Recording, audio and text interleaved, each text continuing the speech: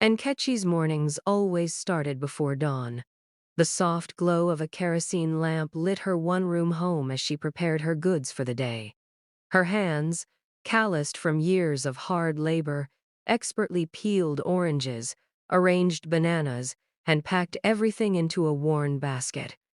The small stall she set up at the village market was her lifeline, providing just enough to keep her and her daughter Amara afloat. Despite the aches in her back and the ridicule of passers-by, Nkechi remained steadfast, driven by her dream of a better life for Amara. Life hadn't been easy for Nkechi. After her husband's untimely death, she became both mother and father to Amara. The neighbors whispered about her struggles, mocking her for pretending to be strong, while secretly admiring her resilience. She learned to ignore the scornful comments about her patched-up clothes or the simplicity of her meals. Her priority was ensuring Amara received an education.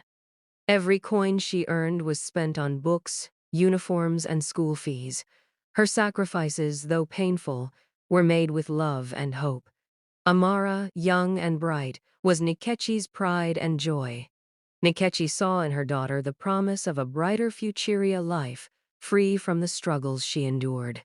She dreamed of Amara becoming a nurse, a teacher, or something greater. Nkechi often reminded her, "Amara, your future is my reward. Never let anyone make you feel less because of where you come from." These words gave Nkechi strength, even on days when her body felt like giving up. The villagers, however, weren't always kind. Some mocked Nkechi's aspirations for her daughter, saying, "The child of a fruit seller can never amount to anything." But Nkechi refused to let their words deter her. She worked harder, her hands moving faster as she counted her blessings instead of her burdens. To her, Amara's happiness and success were worth more than any wealth she could ever earn. At school, Amara excelled. Teachers praised her intelligence and potential, fueling Nkechi's determination to provide even more. She began taking on extra work, such as washing clothes for wealthier families, just to make ends meet. Her nights were sleepless, and her days were long, but Nkechi never complained. She prayed silently, asking God to guide Amara and protect her from the harshness of the world. Despite her efforts, Nkechi noticed a subtle change in Amara. The warm, loving child she had raised was growing distant. Amara's responses became curt, and she started avoiding Nkechi at school events. Nkechi brushed it off, blaming teenage moods. Little did she know, this distance was the seed of a growing rift that would one day break her heart. As Amara entered her teenage years, her perspective on life began to shift. At school, she was surrounded by classmates from wealthier families who wore designer clothes, carried the latest phones, and arrived in fancy cars. Amara, on the other hand, wore neatly ironed but faded dresses and walked to school with her books tucked under her arm. Her friends often teased her about her mother's job, calling her the fruit seller's daughter. Embarrassed by the taunts, Amara began to feel ashamed of her humble background and the sacrifices Nkechi made for her. Amara's shame soon turned into resentment. She avoided conversations about her family and started lying to her friends, claiming that Nkechi was a businesswoman who traveled often. She fabricated stories of luxury and wealth to fit in with her peers. At home, Amara's behavior became colder. She stopped helping Nkechi at the stall, citing schoolwork as an excuse, but in reality she was embarrassed to be seen with her mother. Nkechi noticed the change, but chose to stay silent, hoping Amara would grow out of it. The distance between mother and daughter widened when Amara befriended a group of wealthy girls who flaunted their privilege. They invited her to expensive outings and laughed at her reluctance to spend money. To keep up appearances, Amara began borrowing money from her mother under false pretenses.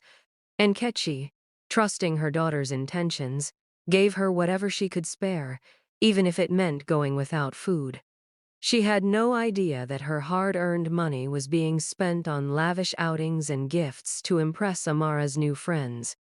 One day, Nkechi decided to visit Amara at school during lunch, carrying a basket of fresh fruits for her.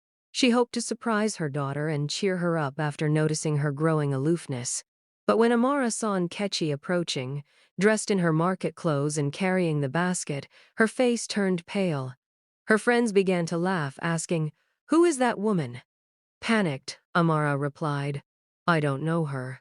Maybe she's looking for someone else." Nkechi froze in place, her heart shattering as she overheard her daughter deny her. That evening, Nkechi confronted Amara, her voice trembling with emotion. "Amara, why would you do that to me?" "I've sacrificed everything for you." But Amara, blinded by her desire to fit in, shouted back, "You don't understand. You're the reason they mock me. I'm tired of being the fruit seller's daughter." Nkechi stood in stunned silence, tears streaming down her face. She realized the bond she had worked so hard to nurture was slipping away. Despite her heartbreak, Nkechi refused to give up on her daughter. She prayed fervently every night, asking for wisdom and strength. She believed that deep down, Amara still loved her, and that this phase would pass. However, the pain of being rejected by the child she had given everything for weighed heavily on her spirit. She decided to let Amara make her own choices, hoping life would teach her the value of a mother's love. Amara's attempts to reinvent herself escalated as she grew more comfortable with deception. She introduced herself to new friends as the daughter of an influential politician, weaving elaborate lies about vacations abroad and expensive possessions. At first, the lies gave her confidence, but they also required constant maintenance. She started avoiding school events where parents were invited, fearing exposure. Nkechi, meanwhile, was left wondering why Amara never wanted her to attend anymore. Things came to a head during a parent-teacher meeting when a classmate's parent confronted Nkechi, saying, "I thought your daughter's father was a senator. Why is she lying?" Nkechi was humiliated but remained calm, defending Amara's integrity. However, when she returned home and questioned her daughter, Amara lashed out. "Why did you even go? You're the reason I have to lie. You've done nothing but embarrass me my whole life." Nkechi was left speechless, her heart breaking once more. The final blow came during a school cultural event. Nkechi had saved up to buy Amara a beautiful traditional outfit, hoping to surprise her. But when she arrived to watch Amara perform, she overheard her telling her friends, "My parents couldn't make it. They're busy with important work." Nkechi felt a wave of pain and anger, but chose to leave quietly.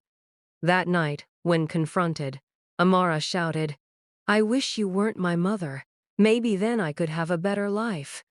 Nkechi collapsed in tears, unable to process her daughter's rejection. Amara's words spread through the village, and soon neighbors began gossiping. "Can you imagine, after all Nkechi has done for her?" The ridicule was unbearable, but Nkechi held her head high, refusing to let the villagers see her break. She continued working at her stall, though the pain lingered in her eyes. Her love for Amara never wavered, but she felt powerless to reach her daughter's heart. Nkechi's health began to deteriorate under the weight of stress and heartbreak. One afternoon, while setting up her stall, she collapsed. Villagers rushed to her aid, and a kind stranger helped her get medical attention. As she lay on the hospital bed, Nkechi thought of Amara and whispered, "I just want her to be happy." The stranger, a woman named Ifunanya, stayed by Nkechi's side, offering words of encouragement. "Don't give up," she said. "You've done more than most mothers would. She'll realize your worth one day." Ifunanya's kindness gave Nkechi the strength to carry on. She returned to the market, though her movements were slower and her smile less bright. She stopped trying to force Amara to acknowledge her, choosing instead to focus on survival. Nkechi still sent money for Amara's school needs, even though their conversations had become sparse and cold. Her love remained unconditional, but her heart ached for the bond they once shared. Amara's obsession with keeping up appearances led her down a dangerous path. she became involved with a group of wealthy but manipulative friends who introduced her to a lifestyle of parties, expensive gifts, and questionable behavior. To maintain her new image, Amara borrowed more money from Nkechi, lying that it was for school projects or books. Nkechi, despite her financial struggles, gave without hesitation, believing she was supporting her daughter's education. Meanwhile, Amara's friends pressured her to take risks, assuring her that life was meant to be lived without limits. One fateful day, Amara's friends dared her to steal exam answers to secure better grades. Reluctantly, she agreed, convinced that it was the only way to impress them.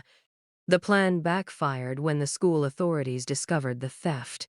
Amara's involvement was exposed, and she was expelled immediately. News of her disgrace spread through the community, and the very friends who had pressured her turned their backs on her. Amara was left humiliated and ostracized, with nowhere to turn. Returning home wasn't an option for Amara, who was too ashamed to face Nkechi. Instead, she wandered the streets, sleeping in abandoned buildings and scavenging for food. The harsh reality of life without her mother's support began to dawn on her. The luxuries she had once craved now seemed meaningless compared to the warmth and security Nkechi had provided. Amara regretted every harsh word she had said and every lie she had told. She longed for forgiveness but felt unworthy of her mother's love. Nkechi, unaware of Amara's plight, continued to pray for her daughter's well-being. Each night, she knelt by her bedside, asking God to protect Amara wherever she was. Despite her exhaustion and the pain in her heart, Nkechi never stopped hoping for her daughter's return. It wasn't until a concerned neighbor informed her about Amara's expulsion that Nkechi realized the extent of her daughter's troubles. Determined to find Amara, Nkechi began searching the streets, asking anyone who might have seen her. She walked for hours under the scorching sun, her feet aching and her body weary, but she refused to give up. Nkechi's maternal instincts guided her to an alleyway where she found Amara weak and shivering. Tears filled her eyes as she rushed to her daughter's side, embracing her tightly despite the filth and stench. "Amara, you're still my child," Nkechi whispered, her voice filled with unconditional love. Amara was too weak to protest as Nkechi carried her home, cradling her as if she were a child again. Nkechi cleaned her wounds, cooked her favorite meal, and stayed by her side day and night. Amara's frail body slowly regained strength, but her guilt weighed heavily on her. She couldn't understand how Nkechi could still love her after everything she had done. "Why didn't you leave me?" Amara asked one evening, her voice trembling with emotion. Nkechi replied softly, "Because a mother's love doesn't end when her child makes mistakes. It grows stronger." As the days turned into weeks, Amara began to open up about her experiences. She confessed every lie she had told, every wrong choice she had made, and every regret she carried. Nkechi listened without judgment, holding her daughter's hand and offering words of comfort. "We all fall, Amara," she said. "But what matters is that we rise again and learn from our mistakes."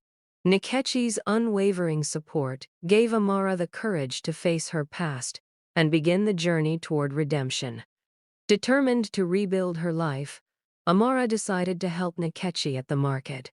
For the first time, she saw the extent of her mother's struggles: the long hours, the harsh weather, and the judgmental stares of the villagers. Amara realized how much Nkechi had endured for her sake, and her respect for her mother grew. She worked tirelessly alongside Nkechi, vowing to make amends for her past behavior. The two women became a team, their bond growing stronger with each passing day. The villagers, initially skeptical of Amara's transformation, began to notice her sincerity. They watched as she greeted customers with kindness, carried heavy baskets for Nkechi, and spoke proudly of her mother. Slowly, the community's perception of Amara changed. People who once gossiped about her mistakes now admired her determination to turn her life around. Amara's humility and hard work inspired others to reflect on their own actions and relationships. One evening, as the sun set over the village, Nkechi and Amara sat outside their home, sharing a simple meal. Amara turned to her mother and said, "I'm sorry, Mama, for everything." Nkechi smiled, her eyes glistening with tears. "I forgave you the moment you walked through that door," she said. Amara hugged her mother tightly, feeling a sense of peace she hadn't known in years. Together, they decided to start a small business selling packaged fruits and juices, combining Nkechi's expertise with Amara's newfound creativity. The business quickly gained popularity, and their once humble stall grew into a thriving enterprise. Amara used her earnings to enroll in vocational training, learning skills that would help expand their business further. Nkechi, proud of her daughter's determination, supported her every step of the way. Their story became a source of inspiration for the community, proving that redemption was possible through love, hard work, and forgiveness. The bond between Nkechi and Amara became unbreakable. They faced challenges together, celebrated victories together, and supported each other in ways they never had before. Amara often told her mother, "You're my hero, Mama. Everything I am is because of you." Nkechi, in turn, reminded Amara, "You've always been strong, my child. You just needed to see it for yourself." The story of Nkechi and Amara teaches us the profound value of family, love, and forgiveness. True wealth does not lie in material possessions or social status, but in the strength of relationships and the bonds we share with our loved ones. Nkechi's unwavering love for Amara reminds us that a parent's sacrifices often go unnoticed but are driven by selfless devotion. Amara's journey highlights the dangers of peer pressure and the importance of staying true to one's roots. Her downfall and eventual redemption show that mistakes are a part of life, but it's never too late to make amends and start anew. Through hard work, humility, and forgiveness, even the deepest wounds can heal.